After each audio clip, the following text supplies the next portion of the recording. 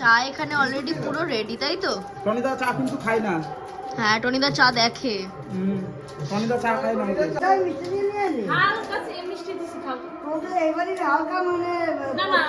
আগের দিন আমি অনেকটা মিষ্টি খাইয়ে দিয়েছি, এরপর সুগার থেকে ডায়াবেটিস হয়ে যাবে। কি হবে এইগুলো দিয়ে? পায়েস হবে, পায়েস, মিষ্টান্ন।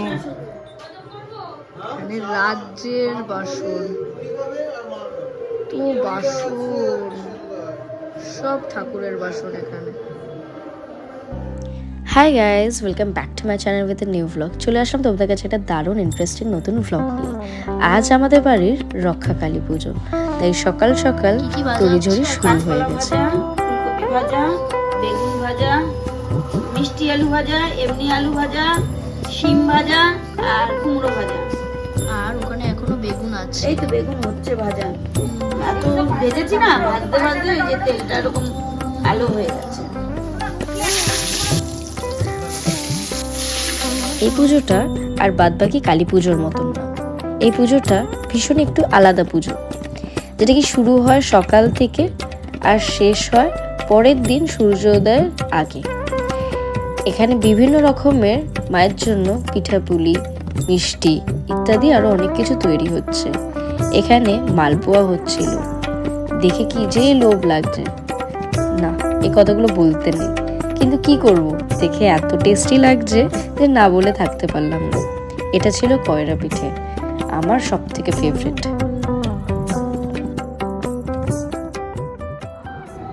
আমি দেখিয়ে দিই, এখানে ঠাকুরের ঘট, যেটা কি ঠাকুরের চেয়েই বড়।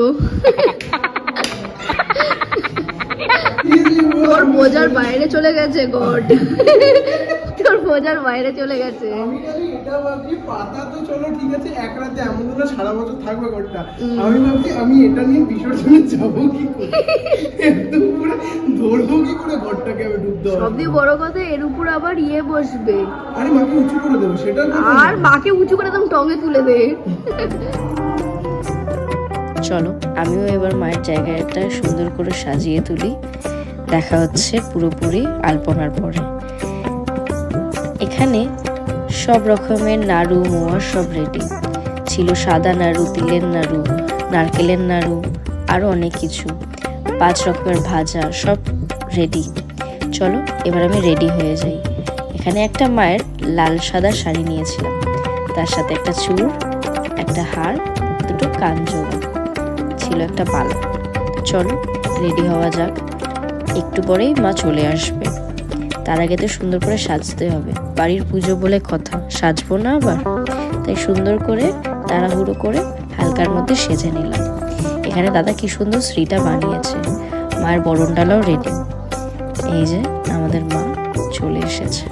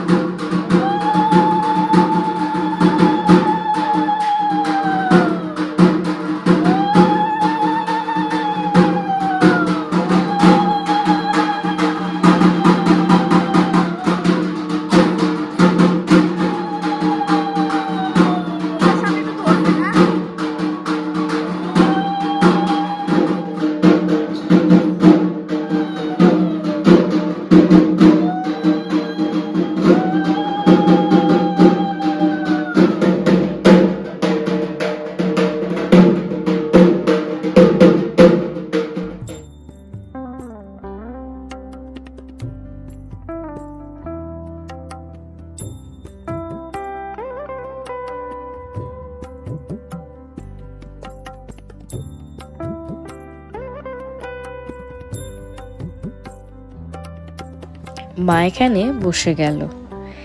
এখানে এই যে আলপনাটা, এটা আমি দিয়েছিলাম, সেই যে তখন দেখিয়েছিলাম। যাই হোক, মাকে এখন সুন্দর করে সাজানো হচ্ছে। মায়ের মনের মতন। আর আমাকে বলবেন মা কেমন হয়েছে দেখতে। এখানে মায়ের যত রকমের মালা ছিল সব মা আর দাদা এক এক করে পরিয়ে দিচ্ছিল। মাকে এত সুন্দর লাগছিল যে মায়ের দিক দিয়ে চোখই ফিরানো যাচ্ছিল না। মা গায়ের রং কালো, কিন্তু তারপরেও মায়ের মধ্যে একটা আলাদাই জ্যোতি, একটা আলাদাই টান, একটা আলাদাই সুন্দরতা, যেটা কি বলে প্রকাশ করা যাবে না। তোমরা জানিও মাকে কিরকম লাগছে।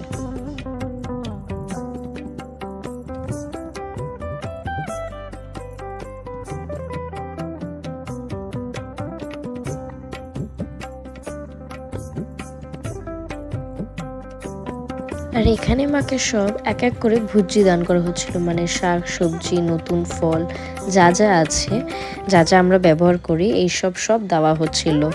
বিভিন্ন রকমের মশলা, এগুলো নাকি দিতে লাগে। তো মাকে আমার মা সব ভুজি দান করছিল। আর এখানে আমি আমার মায়ের চরণ আঁকছিলাম। মা যে এসেছে মায়ের পথ দেখাচ্ছিলাম। আমাকে জানাবেন কিরকম হয়েছে আলপনাটা। চলো একটু পরেই পুজোয় বসা যাবে। এই পুজোটা একেবারেই আলাদা। তখন বলছিলাম না যে সকালে শুরু হয় আর পরের দিন সূর্য উদয় অবধি থাকে। এটা এক রাতের পুজো, মানে সারা রাত ধরে এই পুজোটা হয়। আর তার মধ্যে মাকে বিসর্জিতও করে দিতে হয়।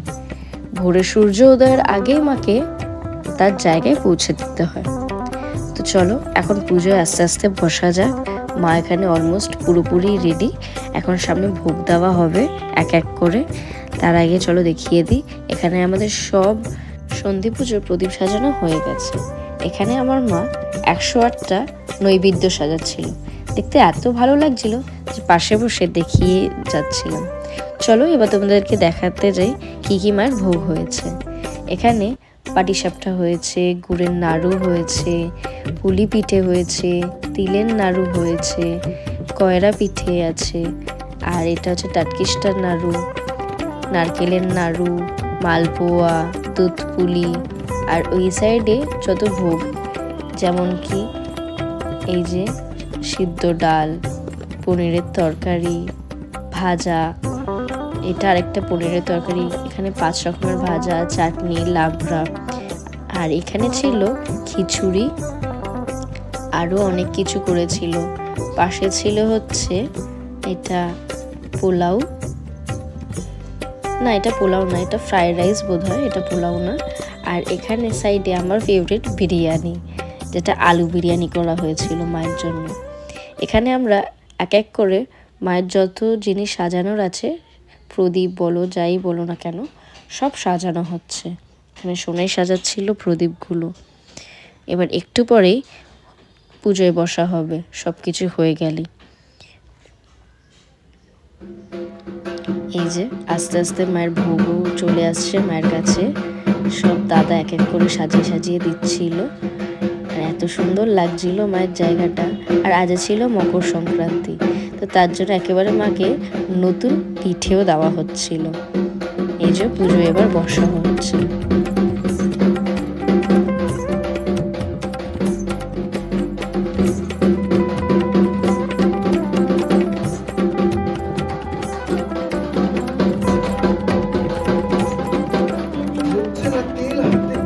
এখানে আমরা সবাই এক এক করে মায়ের সামনে প্রদীপ ধরিয়ে দিচ্ছিলাম।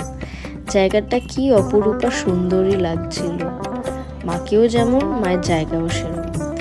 এই পুজোটা সারা রাত ধরে হয়। তখন বোধহয় 1:30 বাজে। পুরো নিস্তব্ধর মধ্যে বাড়িতে পুজো হচ্ছিল। মাকে এত সুন্দর লাগছিল দেখতে যে চোখ ফেরানো যাচ্ছিল না। এখানে আমরা সবাই মায়ের প্রদীপ ধরাচ্ছিলাম।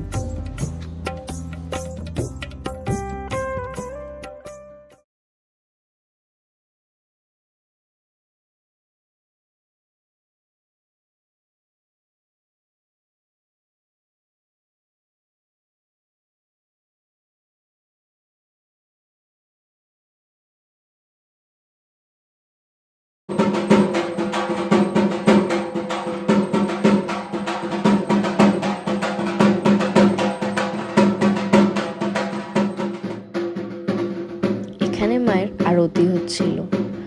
মা কালো, কিন্তু মায়ের মুখে যে একটা আলাদাই মহিমা, মাকে এত সুন্দর লাগছিল দেখতে যে সত্যি সত্যি চোখ ফেরানো যাচ্ছিল না। আমরা সবাই মিলে এক জায়গায় বসে মায়ের আরাধনা করছিলাম। জায়গাটা বলবেন কিরকম লাগছিল। আর আমরা লাইট অফ করে অ্যাকচুয়াল আলো দিয়ে মানে প্রদীপের আলো দিয়ে মায়ের জায়গাটা রঙিন করে তুলেছিলাম। এখন আমরা অঞ্জলি দিতে চলেছি।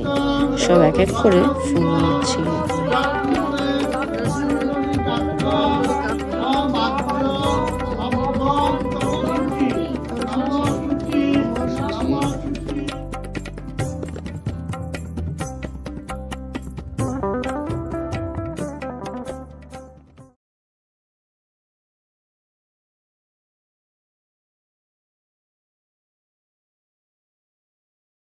এখন যজ্ঞের জন্য কাঠ সাজানো হচ্ছিল। একটু পরেই যজ্ঞ হবে। কি সুন্দর লাগছিল। আর ঠান্ডার রাত, এত ভালো লাগছিল জায়গাটা। আর আমরা খুব সুন্দর করে সব পরিবারে মিলে জায়গাটা ভীষণভাবে উপভোগ করছিলাম।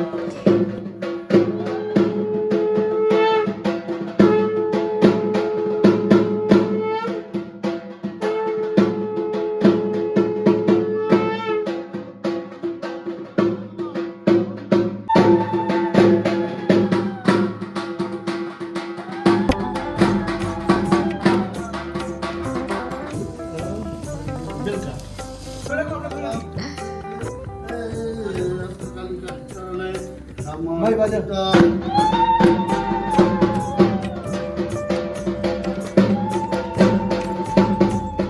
ক্যামেরাটা অফ ছিল বলে দেখাতে পারিনি মায়ের ঘর দিয়ে কি সুন্দর ফুলটা পড়লো।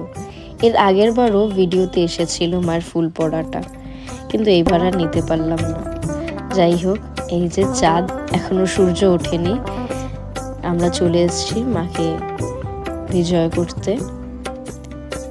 এখানে দাদা বাবা মিলে মাকে বিসর্জনের জন্য নিয়ে এসেছে। তার সাথে আমি আর ছোট এসেছিলাম। এত সুন্দর লাগছিল গঙ্গার ঘাটটা, মানে সেখানে না থাকলে নয়। জায়গাটা এত সুন্দর নিস্তব্ধের মধ্যে ছিল যে ফিল করতে পারছিলাম সিচুয়েশনটা। এই যে মা একটু পরেই চলে যাবে, মার মূর্তি যাবে, তাতে কি আছে, মা তো আমাদের সাথে আছে, তাই না? আশা করি মা আমাদের সকলের কথা শুনবে, বুঝবে, আমাদের সাথে সবসময় থাকবে আপদে বিপদে। সে যেরকম সিচুয়েশনেই হোক না কেন, ভালোতে মন্দতে, সব রক্ষা যেন আমাদেরকে করতে পারে। আমাদের যত খারাপ বিপদ আপদ যেন সব কাটিয়ে সে নিয়ে চলে যায়।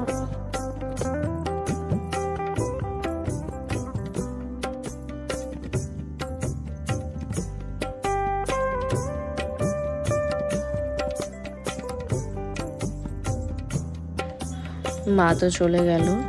এবার এখানে যে মায়ের ঘট আছে, দাদা বিসর্জন দিচ্ছে মায়ের ঘটকে।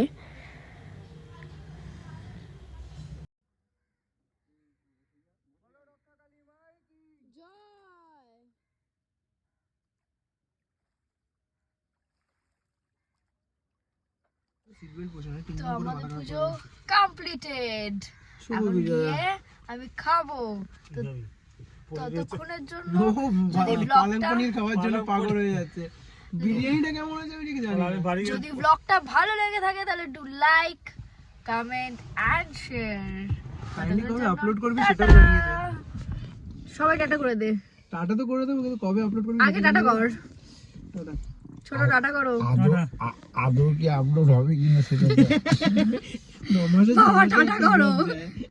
ভালো থাকো, সুস্থ থাকো, দেখা হচ্ছে অন্য ব্লগে। টাটা।